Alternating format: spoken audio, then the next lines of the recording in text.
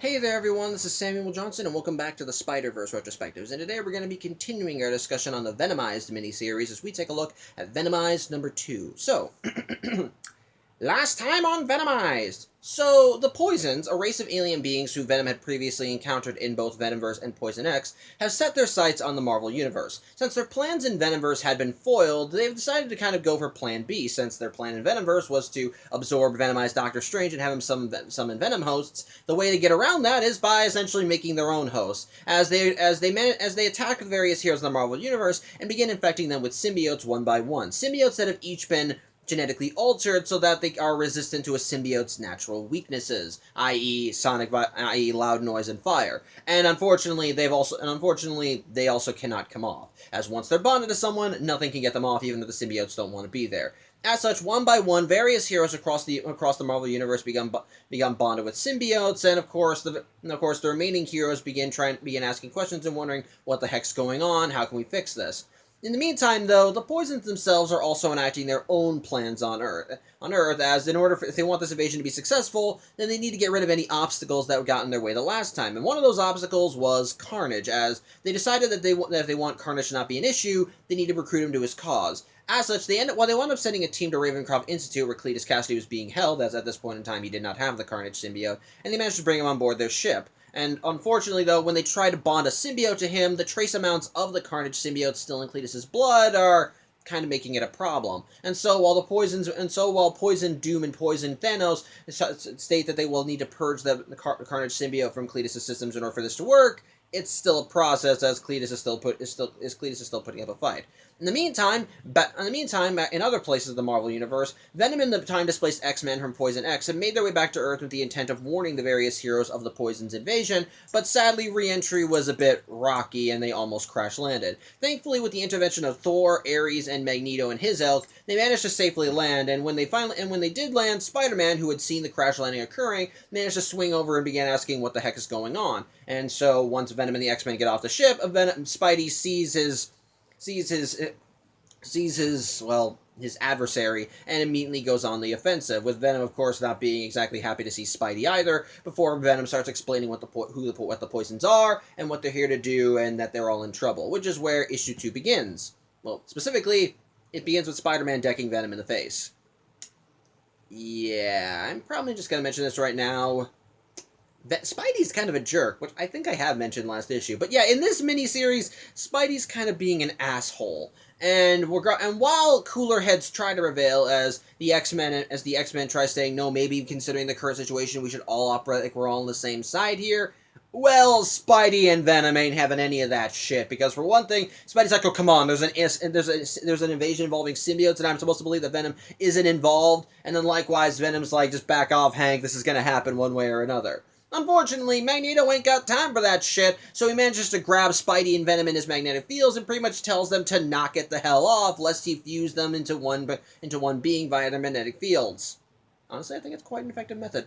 Point is, this does manage to get Spidey and Venom to cool off, as Magneto begins wanting to have a more thorough explanation as to what the hell the Poisons are. As such, Venom starts talking about what the Poisons' end goal is, how they seek out beings with symbiotes and essentially consume them, absorb them into their collective, taking on their powers, their identities, their bodies, everything, and that, put simply, once you're a part of the hive, there's no going back. And that if they're infecting people with powers, and that basically the reason they're here in the Marvel Universe is because they're looking for anyone with powers that they would believe would be a valuable addition to their hive. At which, yeah, considering that they attacked the Xavier School for Gifted Mutants a little while ago, then that means that a good chunk of those students are now in danger. Of course, Magneto asks an obvious question. Is there any cure for this? Can we just, force the symbiotes off? But Spider-Man confirms that no, that's not possible, as he explains what happened at Our Lady of Saints when he tried using the bell to force his symbiote off. So yeah, it's becoming clear that the symbiotes aren't exactly. So it's becoming clear that at this point they have to either find a way to get the symbiotes off through other means, or find a way to take the Poisons down. Because if the Poisons find anyone that they've infected with a symbiote, they're pretty much screwed. It's also here where Jimmy, the resident Wolverine for the time-displaced X-Men, once again asks Scott where the heck Jean is, and, well, Cyclops confirms that Jean was taken. Even getting some more good character stuff as Cyclops explains that he can still hear her screams in his head, which, yeah, that's gonna probably hurt like hell. However, in the midst of all this talking, Magneto very much tells them that they need to think of a plan right away in order to take down the poisons. After all, if they're as big of if so many people are as at risk as they say they are, then that means they need to take care of them as quickly as possible, not just for the sake of protecting those who are in danger, but also because they are going to need some time to grieve for loved ones that have been lost, which, honestly, I think is actually a good, very humanizing moment. The joke is that Magneto at this point is not the bad guy that we know him as.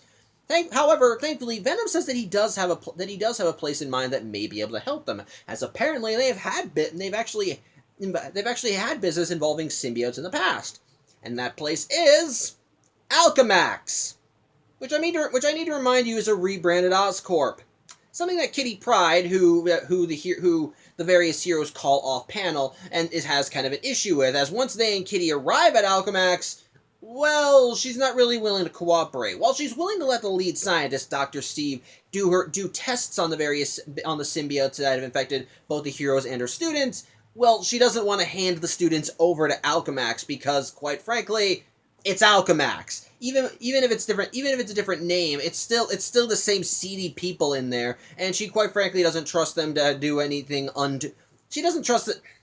Put simply, she thinks they're gonna experiment on her students besides trying to figure out how their symbiotes stick, and she doesn't want that. So while she's okay with the tests, she wants them done outside the labs. And while the doctor ends up objecting to this, well, Magneto and Felicia Hardy end up pretty much just telling him, knock it the hell off and just do what they say. So he reluctantly agrees. As such, one of the tests that we do end up seeing is on Spider-Man, and yes, the genetic modifications. Dr. Steve mentioned that the genetic modifications of the symbiotes are rather unique. Their bond is now made a lot stronger, and yes, the tests do confirm that they are weak to sonic vibrations and fire. So those means are definitely out. So Spider-Man is more than eager to want to get his symbiote off, considering his own history with them, and he still keeps calling them monsters, which Venom, of course, takes issue with because, well, the symbiotes are victims here too. They don't want anything to do with this either, which honestly is another reason why I'm kind of calling Spider-Man a jerk here, because I hate to say this, but Venom has a point. The symbiotes really have no say in what the hell is going on here. They were all kidnapped from their home planet and then genetically modified so that when they come in contact with a host, they have to bond and they cannot leave no matter what's going on. So it's kind of imagine that.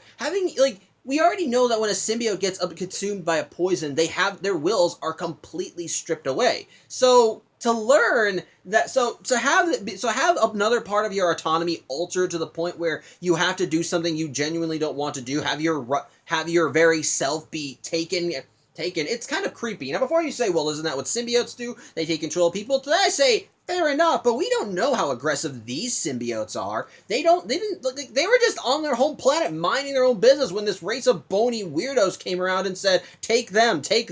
I think from their perspective, they want this just as much as the heroes want it, which Venom is right about. So I'm gonna have to agree with, the kind of sort of bad guy here. Spider-Man's kind of being an asshole.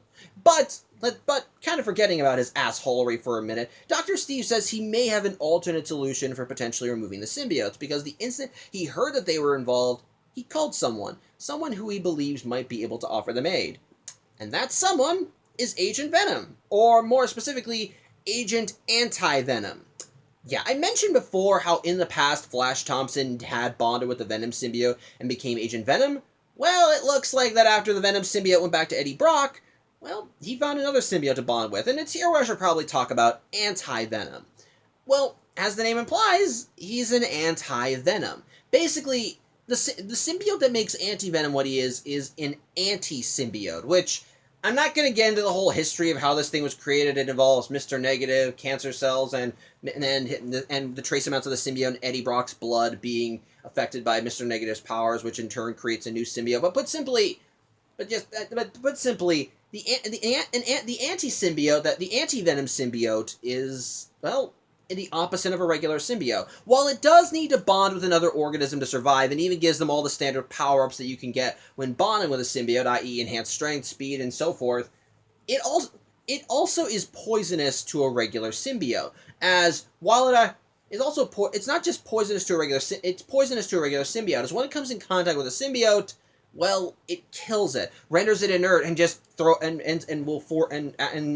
that any symbiote that's bonded with someone is just dead. It just kind of turns into a pile of goop or whatever. I don't know. I don't know. Basically, the touch of the anti-venom symbiote kills. On top of that, the anti-venom symbiote also lacks the symbiote's standard weaknesses. So essentially, the symbiote while the anti-venom symbiote does have a few things in common with a regular symbiote, it's very much a different breed altogether. Also, the colors are inverted, so instead of it being a black symbiote, it's a white symbiote, and instead of having the standard, and while it does still have the Venom standard spider, it's a black spider. So I dig it. It's kind of cool. But point is, yeah, but Flash Thompson has bonded with the anti-venom symbiote, so now he's Agent Anti-Venom, and of course, as I just mentioned, since his touch is poisonous to regular symbiotes, that means he would be a perfect candidate to force the symbiotes off.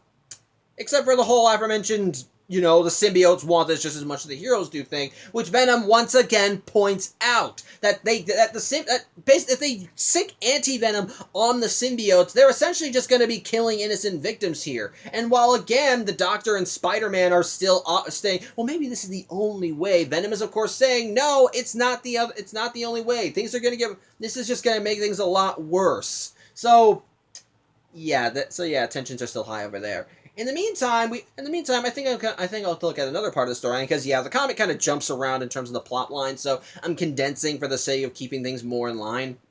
But kind of going back to the poisons, we see that Poison Doom and Poison Thanos are still keeping an eye on Cletus as they try to force a symbiote on him, and they're making just as much progress here as they were last issue. However, as they're talking about Cletus getting Carnage into their fold, they begin talking about other plans that they're setting in motion. And it's here where I should probably mention another thing about Venomverse. While Venomverse didn't really have tie-ins in the traditional sense like Spider-Verse did, like having storylines that tied into it and so forth, it did kind of sort of have one tie-in. One tie-in that I'm not going to be covering because the only thing it had to do with Venomverse was that the poisons were involved, but a tie-in that I do need to mention for the sake of this next plot point making sense. So, I think at the time that Venomverse was going on, another event was going on in the Marvel Universe called Monsters Unleashed, where various kaiju level monsters began appearing in the Marvel Universe. Well, it turns out that the source of those monsters was a boy by the name of Kai Kawada, who had the power to literally bring life to give life to any monsters that he would draw down. And as a result, his superhero name is Kid Kaiju, since of course he can make literal fucking kaijus that pretty much are at his beck and call. Which is kind of why the Poisons want him, because in that aforementioned tie-in to Monsters Unleashed, Kid Kaiju did have an encounter with, I think, a poison version of Fin Fang Foom, and so the Poisons are aware of what Kid Kaiju can do, and of course, since they're in the business of getting powerful hosts, having a kid who can literally create any monsters he wants, that's probably going to be a good thing for them. As such, Thanos and Doom sent a team to try and go and collect Kid Kaiju, and sure enough, we cut to that team as they enter the remote island where Kid Kaiju and his family are living, and one of them is actually a Poison Groot. Also, I think Poison Fin Fan Foom is there too. I forgot who the third one is. Let me check real quick. Sorry, I can't think of these things off the top of my head. I have no idea who that is. Maybe Poison Spider-Woman? I don't know. But either way, they arrive at the base and they try walking in, but they end up encountering Herbie, the Fantastic Four's little robotic assistant, who pretty much just tells them they can't come in. Who pretty much just tells them that sorry, Kid Kaiju isn't here. In fact, and he has a pre-recorded message for the group, and the message is from Kid Kaiju's protector, a superheroine by the name of Elsa Bloodstone, a monster hunter who I know next to nothing about, aside from the fact that her powers come from a literal stone that looks red, hence the name Elsa Bloodstone. Put simply, the message that she left for the Poisons is that they can fuck right off, that Kid Kaiju and his family aren't here, that they've wasted their time, and that they're pretty much screwed. Which after the message ends, Herbie immediately puts on an angry face before he tells them to have a nice day, and then blows the hell up, killing those Poisons. And sure enough, Elsa was actually on standby watching it and does kind of revel in the victory, but it turns out that those Poisons weren't the only ones sent to this place.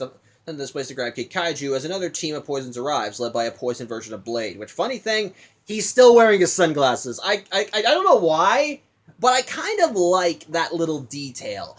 I don't know. It's like, okay, I admit I'm not the biggest fan of Blade. I'm not the biggest fan of Blade. There's nothing wrong with him. I'm just not drawn to him. But I just kind of find it amusing that the poison version of this guy is still wearing his fucking sunglasses. Like, he's like, I know that I know that when someone is absorbed into the poison hive mind, that they still retain their original look, so you can identify who they are. But that had to be an actual choice that Poison Blade made. He had to actually say, yes, I want to wear these sunglasses. He's like, I mean, yeah, he may be his entire being may have been absorbed into the hive mind of an alien race that wants to conquer all they see, but hey, it's got to stay on brand. But put simply, yeah, Poison Blade pretty much tells Elsa that they can easily, they're monster hunters as well. They can easily overpower her, and that she can tell them where Kid Kaiju, and if she tells them where Kid Kaiju is willingly, then when they convert her, they'll make it as painless as possible. But once again, Elsa tells them to fuck off, and that ultimately she has no idea where Kid Kaiju is, because she gave him an amulet whose name I do not remember, that should allow him to teleport to anywhere in the world, so odds are he's thousands of miles away and nowhere near the poison, so their whole thing is for naught. Well, it turns out Elsa is wrong. While Kid Kaiju did take that amulet and teleport away, he instead decided to teleport right into the middle of the fray, as he immediately arrives in New York because, well, going back to his previous encounter with the poisons, he knows that they are very much dangerous, and that if they're in New York, they need to be taken care of. As such, he decides to run into New York to try and deal with them, though, of course, everybody in New York is in a frenzy, because from their perspective, heroes are fighting heroes, and, well, nobody is safe. Which, speaking of, hold on one second. Sorry, I was looking up info. But pretty much, yeah, kind of going back to what's going on in New York, we see that a good chunk of the people in New York are trying to make a getaway, because like I said, there's carnage brewing, and they want to get away from this as quickly as possible. As such, everybody is just trying to get the hell out of town, with pretty much all the highways being jammed as people just are trying to escape from the city, with even the Manhattan Bridge just being clogged up and people being so desperate to leave that they're trying to abandon their cars. Of course, while the local authorities are trying to keep everyone under control, well, that's easier said than done, as very much people are going into a frenzy. So much so that a couple second-string superheroes are brought in to try and deal with this, specifically Demolition Man and Rage, which, if you expect me to know anything about them, well, sadly, I don't know anything. I know that the Demolition Man used to wear a different version of Wolverine, of Daredevil's costume, while also kind of looking like Wolverine. I don't know. I don't know that much. Very much, they try to keep everybody under control and say that it's fine, that if they just stay calm, everything will work out. But unfortunately, he spoke a little too soon, as immediately more poisons arrive on the scene. Specifically, poison versions of Killer Thrill, Gamora, Captain Marvel, and Hyperion, who are here looking for more superheroes to absorb into the hive. And sadly, the only ones they have to deal with are D-Man and Rage. Apologies to any fans of both of those characters. But either way, yeah, Killer Thrill is kind of disappointed they don't have the big guys here. But hey, that's where being supervillains comes in. Because, well, cause enough damage, the superheroes would come running. As such, Killer Thrill very happily orders the poisons under her thrall to just go nuts on this place, and the big guys will come running. And as such, Hyperion just blasts at the bridge and causes mass destruction, causing anyone that's still alive to just run like hell. Of course, D-Man and Rage do their best to try and fend the poisons off, but unfortunately, there's still too weak compared to them. And hey, while Killer Thrill and her co may be after the big name heroes, well, D-Man and Rage are still superheroes, so they decide that they can take what they can get. As such, they end up holding them in place, while several little poisons that have been brought along with the ride end up grabbing some guns, and then shoot the pair, bonding them with their own symbiotes, which does give them a little bit of an advantage against the group, but sadly, Killer Thrill and Co. still have numbers on their side, so even they're aware we can't hold them off forever. But thankfully, that's when the cavalry arrives, as Captain America and various other heroes end up arriving on the scene and start kicking ass and taking names, which at this point, that's when Killer Thrill gets serious, as she knocks D-Man and Rage off of her and her group, because, like I said, they wanted the big name superhero. superheroes. So yeah, this is giving them exactly what they want. And since D-Man and Rage have done exactly what they need to, well, it's joining time. As before the pair could even know it, they are set on by two little poisons, and sadly the pair are quickly consumed and join Killer Thrill in her ranks. And unfortunately, they're not the only ones. For you see, as this is all going down, Nova, who was part of the team of heroes, quickly realizes what the poison's deal is, and while he tries to strip his symbiote off, he doesn't know he doesn't know the symbiotes have been modified. He realizes, oh shit, we're all fucked. That's what they want. And in the midst of his ranting, a little poison manages to sneak into the group and manages to reach Thor, jumping on her and quickly consuming the Goddess of Thunder, with the last panel of the comic showcasing a poisoned Thor as she holds Mjolnir aloft, calling down the thunder and telling the various assorted heroes to stand down and surrender.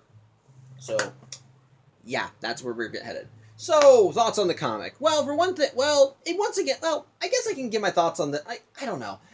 Again, I am finding it a little difficult to just kind of give my thoughts on individual pieces of the story, but I will say this. When it comes down to story progression in this issue, we got some strong bits. Because, for one thing, they actually do work to try and further develop how the heroes are dealing with this, and showcasing all the various angles that people are taking.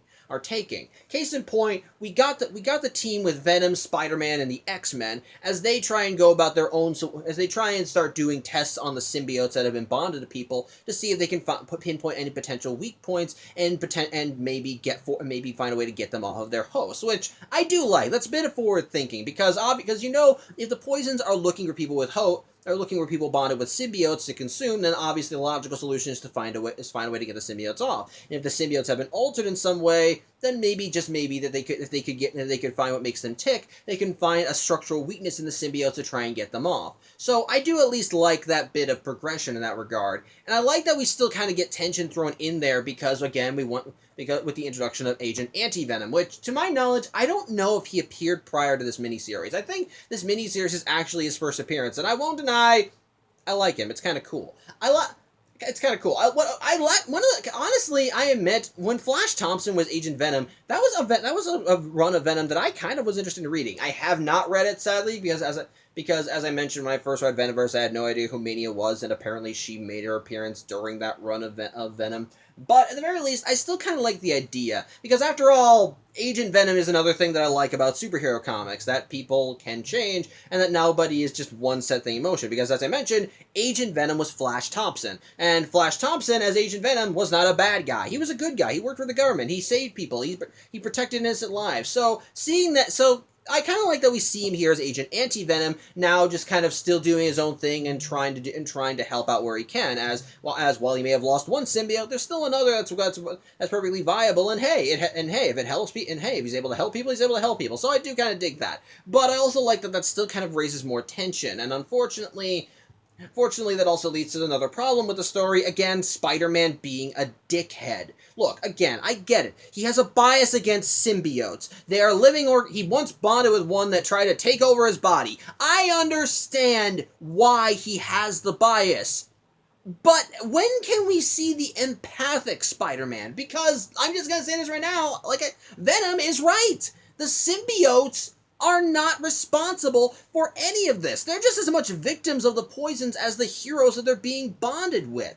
They want nothing to do with this, and they have been genetically altered so that even if they wanted to leave their hosts, they couldn't. They are stuck. Do you think they want to be consumed? Do you think they want to have their wills stripped away so that they become a part of this big collective so they can give a bunch of little alien wimps superpowers and make them stronger? Hell no. Of course they don't. That's insane. Even the Venom symbiote was horrified by this, and it was part of it. And knowing that the poisons were like that, and learning that there were people who were using symbiotes as biological weapons in Poison X, was part of the reason why Venom even helped the X-Men like he did, because he and the Venom symbiote did not want to see the symbiotes being used as weapons against their wills.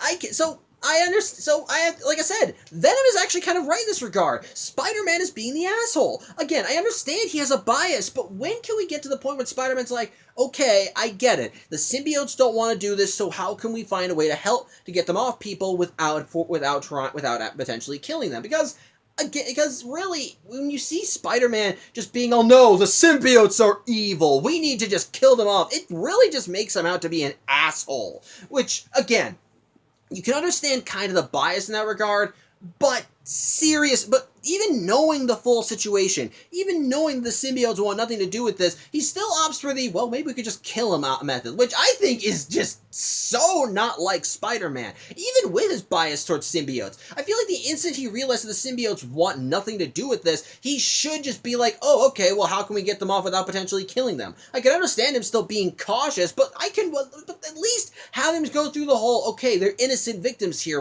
moment, or maybe even go through an arc. But throughout the miniseries, and I know I'm jumping the gun on this, he's an asshole towards the symbiotes, and as a result, it makes him come across as the jerk ass, while Venom is coming across as the more reasonable one. And he's just as much willing to fight Spider-Man as Spider-Man is to fight him. So when you're making the violent anti-hero who's okay with killing look like the more reasonable one, then something is not right, okay? I'm just gonna say it. Then something is not right. So I am still gonna count that as a flaw. With that said, I do still like how the story continues progressing in other areas. That the other heroes are doing their best to try and adapt to the poisons. I like that we kind of see some stuff with Kid Kaiju as in his own experience of the poisons, he knows they're going to come for him. So he and Elsa Bloodstone took preemptive measures to try and keep him away from the poison, so they won't be able to bond him with a symbiote and consume him as well. So again, I dig that and I like that, and seeing him jump into New York in the midst of all the chaos does showcase that he's getting ready to potentially take part in the plot. So I do kind of like that. It's another little thing that's enjoyable, and of course seeing the heroes start to take on a more active role in taking on the poisons, like when Cap leads the group of heroes to go to confront Killer Thrill and Co. on the bridge. I like that. I do like that. It's nice, but it also further sets him. But like with Poison X, the story also showcases that anyone can be a victim here because, well, we see the first kills in the comic as D-Man and Rage, who were just bonded with symbiotes, are immediately consumed by the poisons, and shortly after they're consumed, so is Thor, the literal god, the girl who has the power of the literal god of thunder. So immediately, shit is getting more and more real, and that the poison, and that for all the efforts the heroes are doing, they're still a very active threat, and they have to stay on their toes. So again, keeps the tension going, keeps you invested in where everything's going to go, and with those heroes being infected, it kind of makes you wonder, well, shit, how are we going to get it? Oh shit, this isn't good. How can we stop them, and so to speak. So again, it keeps the tension going. It has some good plot progression. I like seeing the heroes being proactive and trying to take steps to try and find ways to try and combat the poisons. I like seeing them actually take them on and actually start getting a few good licks in. And at the end of the comic, still keeps the tension going by showcasing not only D-Man and Rage being consumed, but also Thor. So again, good stuff. I like it. So on the whole, good issue. It's still flawed because, again, Spider-Man's an asshole, and that really still feels very much. It still just feels weird to see from him. But otherwise, still fine and enjoyable, and keeps everything going at a brisk pace. So, yeah, I think that's really all I have to say. Thank you for watching. I'm Samuel Johnson, and I hopefully see you on Saturday as we look at issue 3 and see exactly how the heroes have to deal with a poisoned goddess of thunder. So, till then, I hope you have a good day and take care.